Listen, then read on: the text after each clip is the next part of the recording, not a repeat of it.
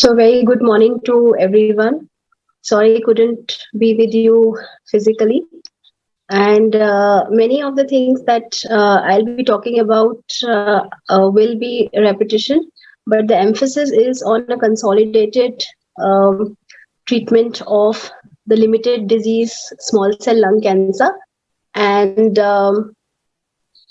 how do we select the cases, the regime, the schedule, adverse events, compliance, and efficacy. So am I audible and visible? If someone can let me know.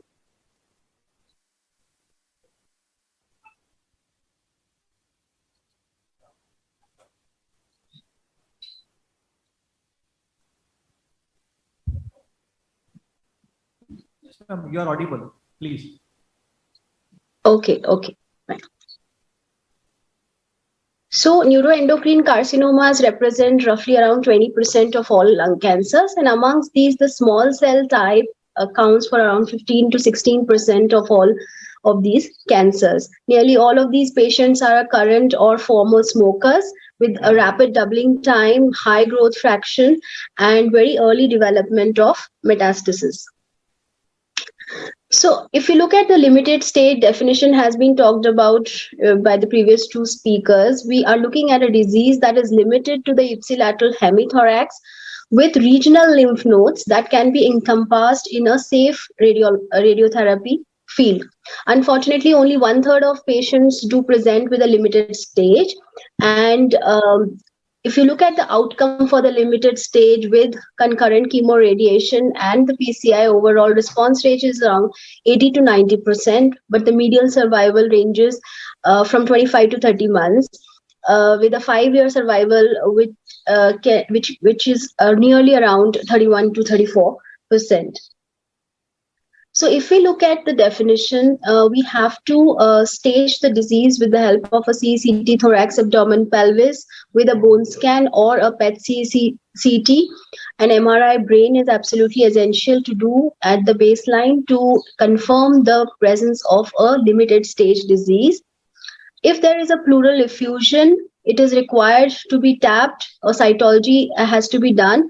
If it is negative, but the effusion is bloody or it is exudative, it is imperative that a thoracoscopy guided pleural biopsy is done to rule out that this effusion is related to the disease or not related to the disease for that matter. And if even with the thoracoscopic guided biopsy, if the pleural biopsy is negative, then you can maybe safely assume that this is not related to the disease pathology. Then you stage the disease into a limited stage, which includes a 2B, 3C disease, or a stage 1 or 2A, to which you do a mediastinoscopy to do the pathological staging and then go for the treatment.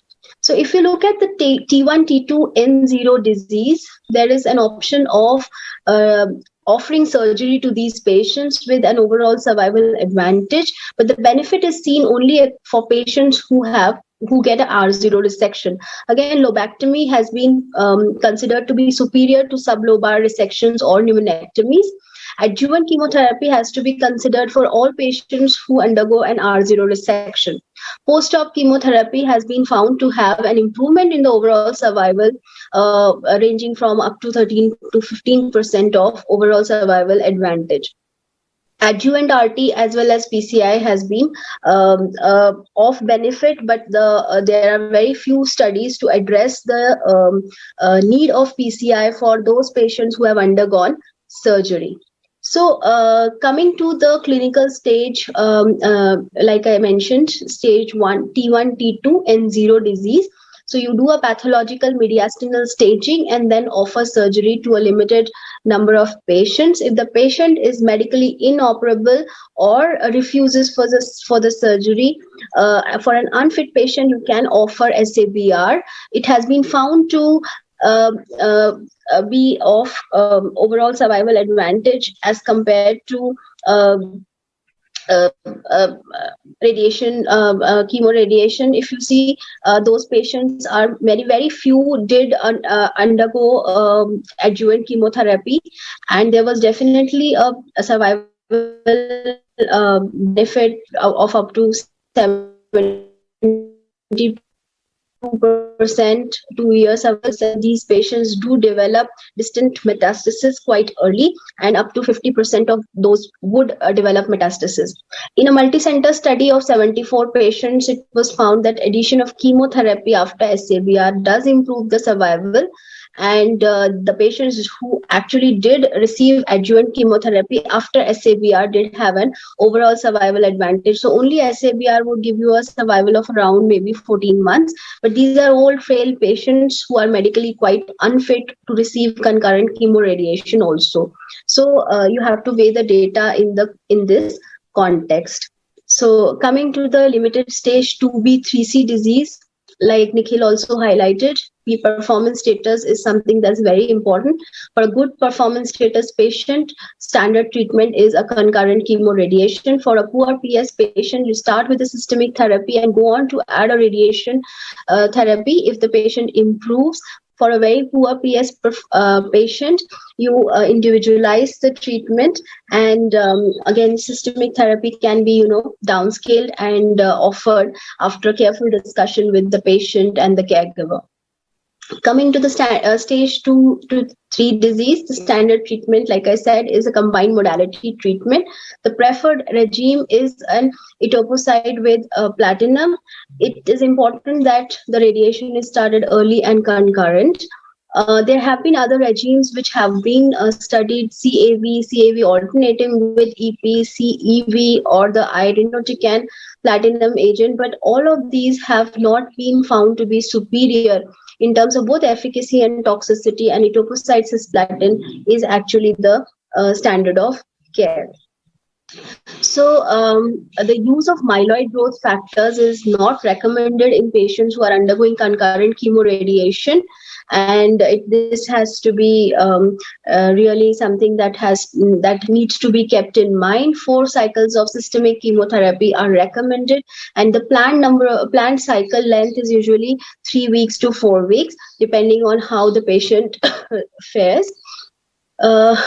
During systemic therapy, like I said, cisplatin etoposide is the one that is recommended, and use of myeloid growth factors are not recommended at all. So there are 2 regimes that are used: cisplatin 75 mg per meter square and etoposide 100, versus cisplatin 60 and etoposide 120. So both the regimes are quite okay, but the toxicity in terms of cisplatin and etoposide, the myelosuppression needs to be considered, and carboplatin is also something that you can use instead of cisplatin, and I'll come to that in a while.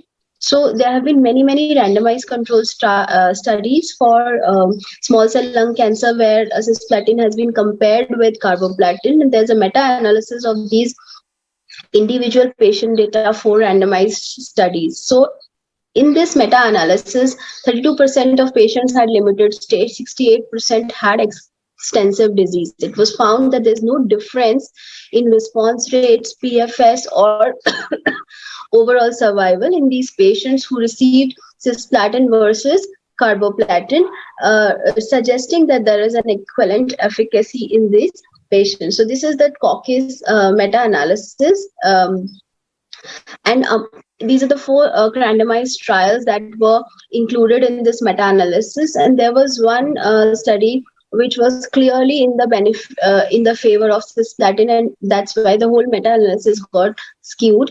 So ultimately, if you remove that study which was biased towards cisplatin, the efficacy as well as the toxicity was in the favor of carboplatin. But if you look at overall, the meta-analysis did say that you can actually consider carbo or cisplatin in equal number of patients with favorable efficacy for both. Another important thing to consider is that for age more than 70, clearly carboplatin is superior. The toxicity profile of both the drugs is different, and it is important to be mindful of that. So cisplatin would cause more of nausea, vomiting, neurotoxicity, renal toxicity, while carboplatin would cause more of myelosuppression, neutropenia, anemia, and thrombocytopenia. Addition of atezo durva to chemotherapy as of now has not had any demonstrable benefit in a limited stage small cell lung cancer. So the thoracic HRT has been discussed in detail, but it has to be important. It is worth mentioning again that initiation of chemotherapy should not be delayed to accommodate for starting of RT, and you initiation of the second cycle. For twice daily RT, the recommended schedule is 1.5 grade twice. Dr. Shruti, I think some connectivity issues. Dr.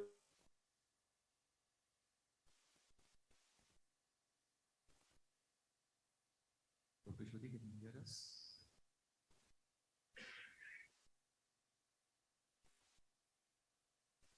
Dose of 5 in 3 weeks.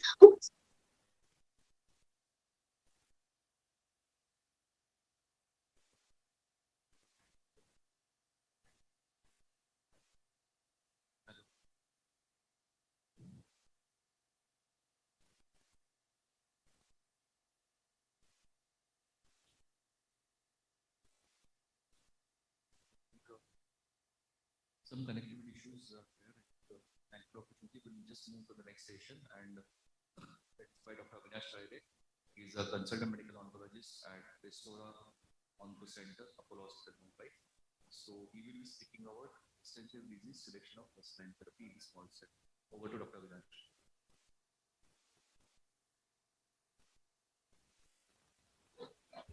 Yeah, so the trial was designed to show superiority of once daily, and it was not powered to show the equivalence. So implication was that twice daily should continue to remain the standard of care in this setting. So another phase 3 study. So there's a Japanese group, cooperative oncology group study where sequential versus concurrent was studied, and it was found that concurrent does have an overall survival benefit as compared to sequential therapy, though the toxicity, the severe hematological toxicity as well as severe esophagitis is more in case of patients receiving the concurrent chemoradiation versus sequential.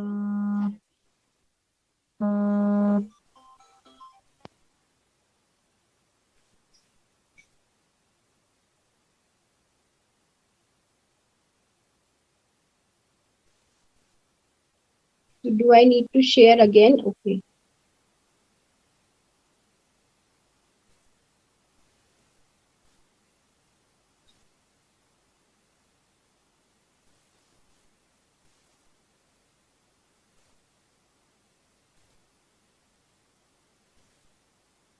Yes, the convert study and the Japanese study for the